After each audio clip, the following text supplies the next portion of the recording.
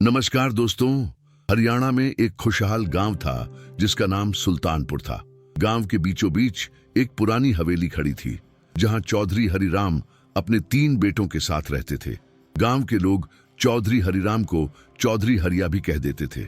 चौधरी हरिया का नाम आसपास के 10 गांव में इज्जत से लिया जाता था।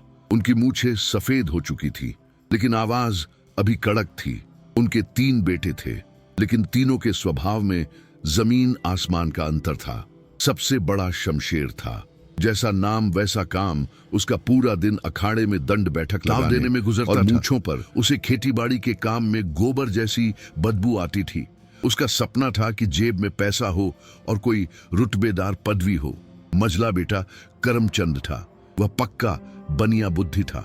वह खेत में हल चलाने की बजाय अनाज के भाव तोलने और ब्याज जोड़ने में ज्यादा दिमाग लगाता था। उसे लगता था कि खेती में सिर्फ मेहनत है, असली माल तो शहर की दुकानदारी में होता है। तीसरा बेटा सबसे छोटा, जिसका नाम रामफल था।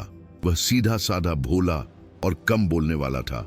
गांव वाले उसे प्यार से कभी कभी मजाक या भोला जाट भी कह देते थे। रामफल को न प्रधानी का शौक था, न व्यापार का शौक था, न पैसों का लालच था। उसके लिए तो उसके खेत की मिट्टी ही उसका सोना थी। वह सुबह सूरज निकलने से पहले खेत में पहुंच जाता और बैलों से बातें करता हुआ दिन बिता देता। समय का पहिया घुमा और चौधरी हरिराम बूढ़े होने लगे। एक शाम जब चौधरी अपनी बैठक में बैठे हुक्का गुड़गुड़ा रहे थे, तभी शमशेर और करमचंद ने आकर अपना फैसला सुना दिया। शमशेर बोला, बापू, अब हमसे यह साझा नहीं निपटा। मैं शहर में जाकर रुतबा कमाना चाहता हूँ। मुझे मेरे हिस्से की नगद रकम चाहिए। करमचंद ने भी तुरंत सुर में सुर मिला दिया। बोला, हाँ बापू, खेती में अब धरा ही क्या है। सूखा पड़े तो मरो और बारिश हो तो मरो। मैं तो शहर जाकर कपड़े की आदत खोलूंगा। मुझे घर के जेवर और जमा पूंजी में से हिस्सा दे दो। चौधरी हरिया का तो दिल बैठ गया। उन्होंने हुक्के की नली छोड़ी और रामफल की ओर देखा, जो कोने में चुपचाप बैठा अपने लठ पर तेल लगा रहा था। चौधरी ने पूछा, क्यों रे रामफल, तेरी क्या राय है? तेरे भाई तो घर तोड़ने को तैयार बैठे हैं। रामफल ने सिर झुकाकर कहा, बापू, बड़े भाई जो कह रहे हैं ठीक ही होगा। अगर इनका मन यहाँ नहीं लगता तो रोक कर क्या करेंगे? आप इनको इनका हिस्सा दे दो। चौधरी हरिराम ने आस पोस के समझदार लोगों को बैठाया। शमशेर और करमचंद ने पहले से ही सब तय कर रखा था। शमशेर बोला, बापू के पास जो संदूक में नगद रुपए हैं वह मेरे हिस्से में आएंगे। करमचंद बोला, माँ के जेवर और जो अनाज गोदामों में भरा है उसे बेचकर जो पैसा आएगा वह मेरा है। पड़ोस वालों ने पूछा, और रामफल के हिस्से में क्या आएगा? शमशेर ने चालाकी से हंसते हुए कहा, रामफल तो किसान है। इसे खेत में काम करने के अलावा आता ही क्या है?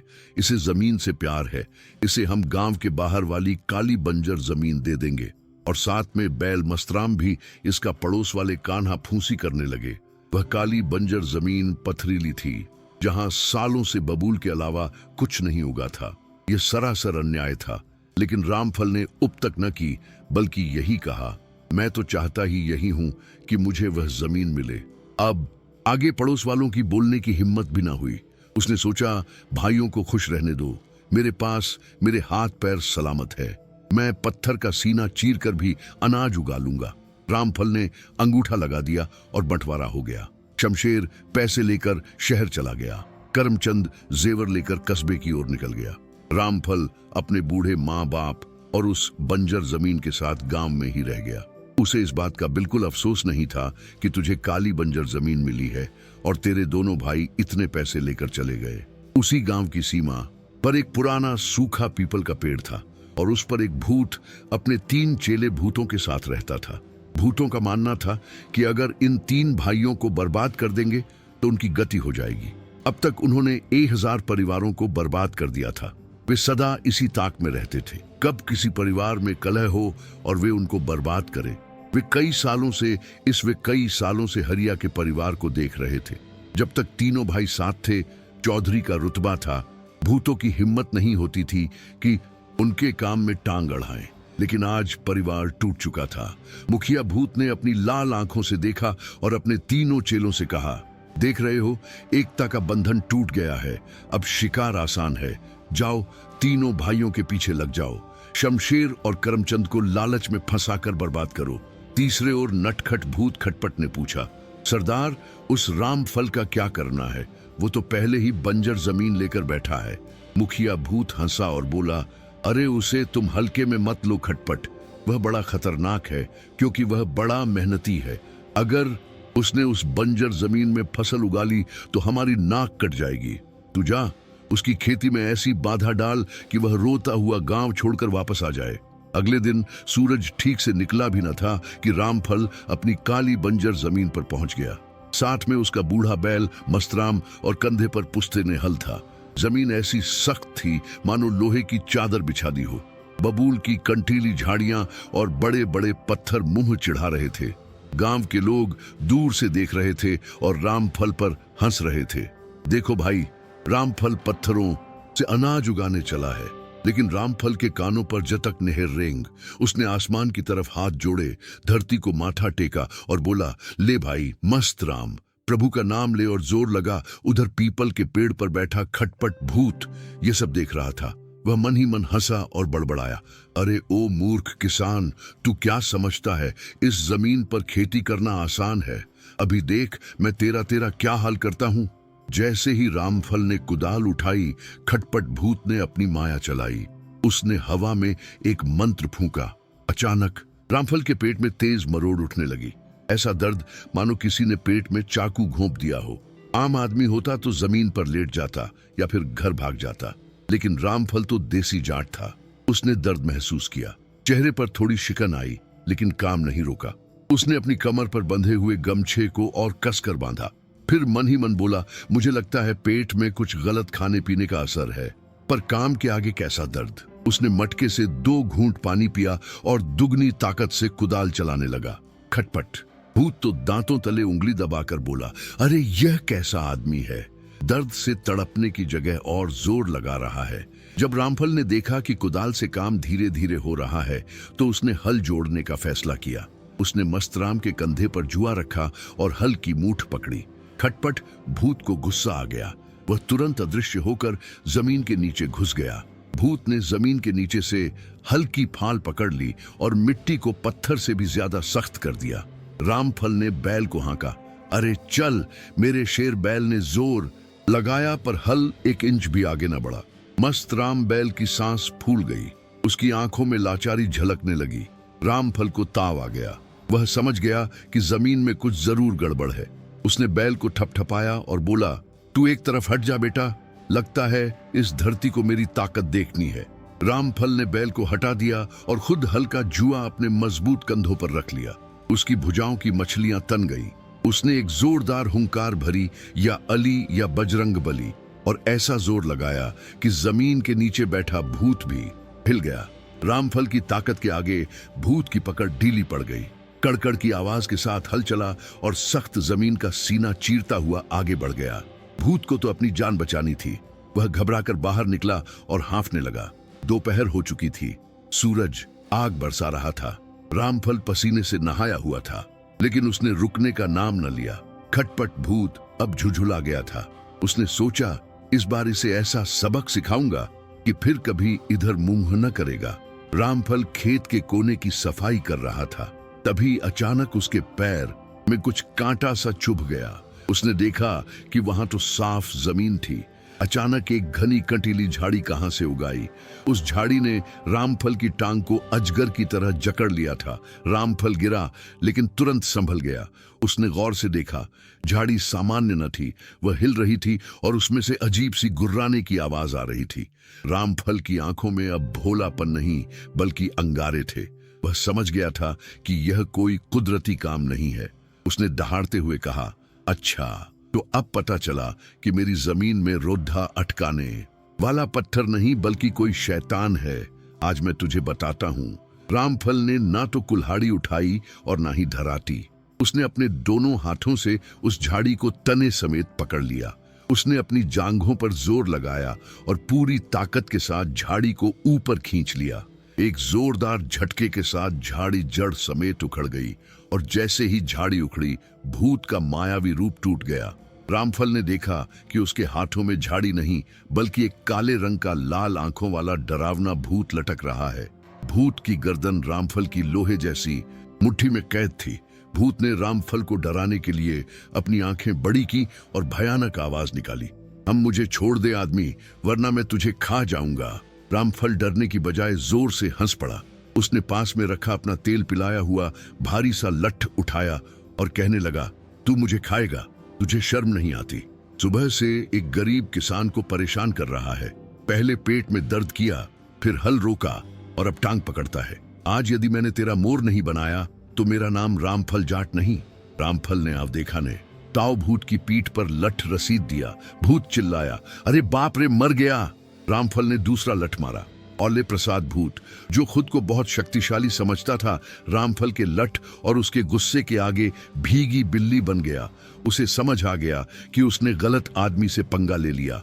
वह गिड़गिड़ाने लगा, चौधरी मुझे मत मार, मुझसे बड़ी गलती हो गई, मुझे माफ कर दे माई बाप। रामफल ने लठ हवा में रोका और भूत को गर्दन से पकड़कर अपनी आंखों के सामने लाया। उसकी मूंछें फड़क रही थी। रामफल बोला, माफ कर दूं, तूने मेरा पूरा दिन खराब कर दिया। अब बता, तू सीधी तरह मानेगा या तेरी ओर सेवा पानी करूं? खेत के बीचों बीच दोपहर की धूप में एक साधारण किसान ने अदृश्य शक्तियों को अपनी बाजू की ताकत और हिम्मत से घुटनों के बल पर ला दिया था। दोपहर की चिलचिलाती धूप में रामफल ने खटपट भूत को अपनी मूंछों के सामने ऐसे पकड़ रखा था जैसे बिल्ली चूहे को पकड़ती है। भूत थर थर कांप रहा था। उसके काले शरीर पर रामफल के लठ के निशान साफ दिखाई दे रहे थे। भूत हाथ जोड़कर गिड़गिड़ाया, चौधरी साहब, मेरी जान बख्श दो, मैं तो बस अपने सरदार के कहने पर आया हूं, मुझे छोड़ दो, मैं 7 जन्मों तक इस खेत की तरफ मुंह भी नहीं करूंगा। रामफल ने अपनी आंखें तरेरी और बोला, ना भाई, इतनी आसानी से नहीं जाने दूंगा। तूने मेरा पूरा दिन खराब किया है। मेरी मेहनत का जो नुकसान हुआ है उसकी भरपाई कौन करेगा? तेरा सरदार। भूत ने लालच देने की खूब कोशिश की कि मैं तुझे बहुत सारा सोना दे सकता हूं, खजाना ला सकता हूं, बस मुझे छोड़ दे। रामफल हंसा और बोला, बावले भूत, सोना खाने से मेरी भूख नहीं मिटेगी। भूख मिटाने के लिए तो मुझे अनाज पैदा करना पड़ेगा, और जाट की असली दौलत उसकी जमीन और फसल होती है। अगर तुझे जाना है तो मेरी एक शर्त माननी पड़ेगी। भूत ने जल्दी से कहा, मंजूर है, मुझे आपकी हर शर्त मंजूर है, जो कहोगे वो करूंगा। रामफल ने उसे जमीन पर पटका और अपने खेत की ओर इशारा करते हुए बोला, देख, ये पूरी जमीन पत्थरों से भरी पड़ी है, मुझे ये बिल्कुल मक्खन जैसी चाहिए, और सुन, हल चलाने में मेरे बैल को तकलीफ होती है, इसलिए आज से तू मेरा बैल बनेगा। जब तक इस खेत में फसल लहला नहीं जाती तू मेरा गुलाम रहेगा। भूत के तो पसीने छूट गए, खेती का काम, और वह भी भूत के लिए। लेकिन रामफल का लठ उसके सिर पर नाच रहा था। मरता ना क्या करता। खटपट भूत ने अपनी मायावी शक्ति का इस्तेमाल शुरू कर दिया। उसने एक फूंक मारी और खेत के बड़े छोटे पत्थर हवा में उड़कर दूर नाले में जा गिरे। फिर उसने कंटीली झाड़ियों को ऐसे उखाड़ फेंका जैसे कोई घास उखाड़ता है। जो काम करने में रामफल को महीनों लगते, भूत ने वह काम 1 घंटे में निपटा दिया। शाम होते वह काली बंजर जमीन एकदम समतल और साफ हो गई थी। अब बारी थी जुताई की। रामफल ने अपने बूढ़े बैल मस्तराम को पेड़ की छांव में बांधा और उसके सामने हरा चारा डाल दिया। फिर रामफल ने हल्का जुआ भूत के कंधे पर रखा। भूत को शर्म तो बहुत आई, लेकिन पीछे खड़े रामफल की लाठी देखकर वह चुपचाप हल खींचने लगा। भूत की ताकत बेहिसाब थी। वह इतनी तेजी से हल खींच रहा था मानो खेत में ट्रैक्टर चल रहा हो। रामफल पीछे पीछे मजे से चल रहा था और बीच बीच में हुक्का भी गुड़गुड़ा लेता। वह आवाज लगाता थोड़ी और तेज, चल भाई खटपट, उधर कोना रह गया है।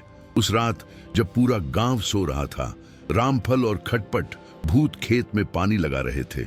नहर सूखी हुई थी तो भूत ने पाताल तक हाथ डालकर भूमिगत जल का स्रोत खोल दिया। सुबह होते बंजर जमीन पानी से लबालब थी और जुताई पूरी हो चुकी थी। अगली सुबह जब गांव के लोग उधर से गुजरे तो उनकी आंखें फटी की फटी रह गई। कल तक जो जमीन पत्थरों और कांटों का जंगल थी, आज वो उपजाऊ मिट्टी की तरह चमक रही थी। गांव के एक ताऊ ने अपना चश्मा ठीक करते हुए रामफल से पूछा, अरे ओ रामफल, यो तूने क्या जादू किया? रात रात में खेत की काया पलट दी। रामफल एक खेत के कोने में बैठा था। वह भूत की तरफ देखकर मुस्कुराया और बोला, कुछ नहीं ताऊ जी, बस थोड़ी मेहनत की है और एक नया मजदूर मिला है, काम का है, बस कभी कभी लठ दिखाना पड़ता है। भूत की मदद और रामफल की देख रेख का असर यह हुआ कि फसल ऐसी हुई कि पूरे जिले में चर्चा हो गई। गेहूं की बालियां इतनी भरी हुई थीं कि झुक गई थीं। जब फसल कटने का समय आया तो रामफल ने भूत से कहा, ले भाई, अब कटाई भी कर दे। भूत ने हवा बनकर रातों रात सारी फसल काट दी, अनाज को बोरियों में भर दिया। रामफल ने अनाज मंडी में अनाज को बेचा और खूब पैसा कमाया। उसने सबसे पहले अपना टूटा हुआ घर ठीक कराया, फिर गांव में मीठे पानी की एक प्याऊ लगवाई। उसने अपने लिए नई धोती कुर्ता और मस्तराम बैल के लिए बढ़िया सी घंटी खरीदी। भूत अब तक खेती करके इतना थक चुका था कि वह भूतगिरी भूल गया था। जब सारा काम निपट गया तो खटपट भूत हाथ जोड़कर रामफल के पास आया। बोला, चौधरी साहब, अब तो फसल भी कट गई और पैसा भी आ गया, अब तो रिहा कर दो, मेरी कमर टूट गई है। रामफल ने अपनी मूंछों पर हाथ फेरा और गंभीर होकर बोला, काम तो तूने बढ़िया किया है, पर अभी नहीं, अभी तो मेरे भाइयों का हिसाब बाकी है।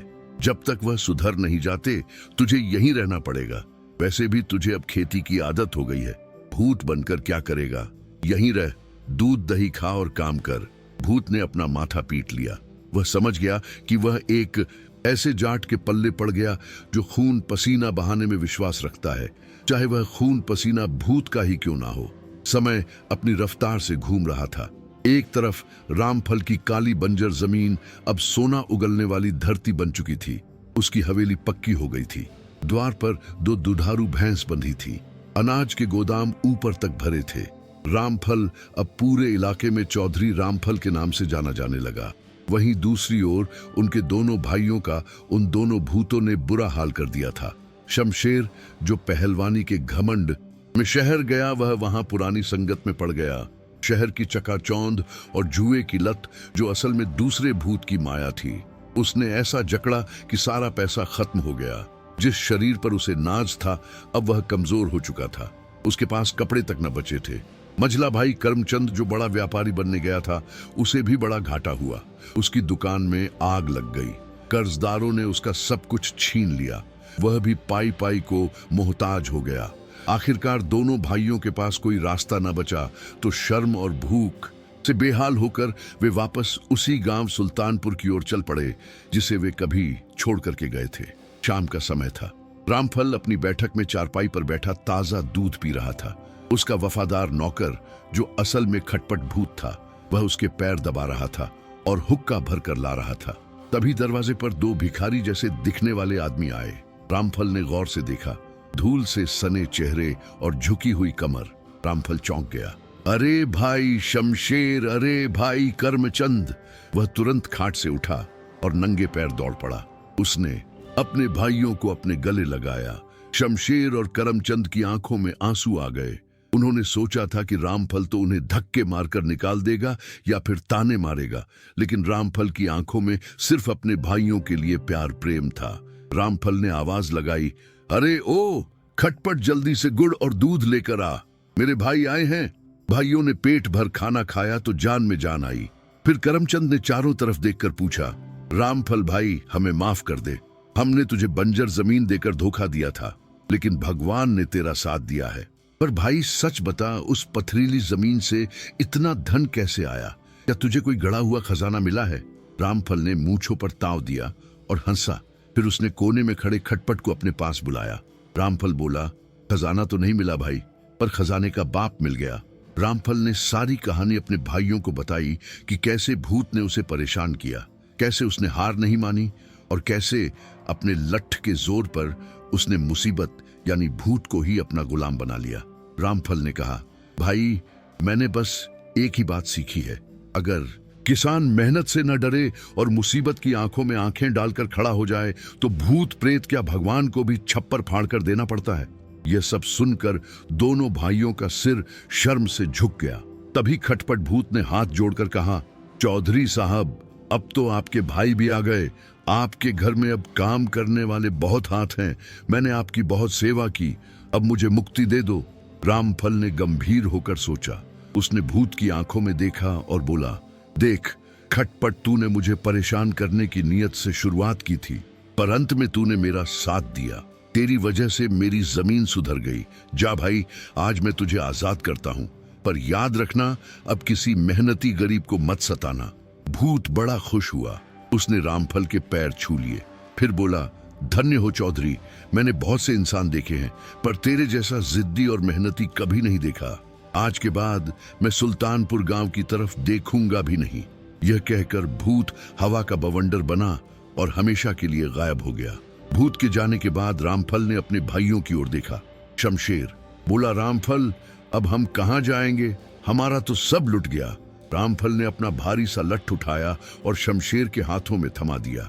उसने कहा, कहीं जाने की जरूरत नहीं है, यह घर, यह जमीन सब आपका है। भूत तो चला गया पर जमीन अभी भी प्यासी है।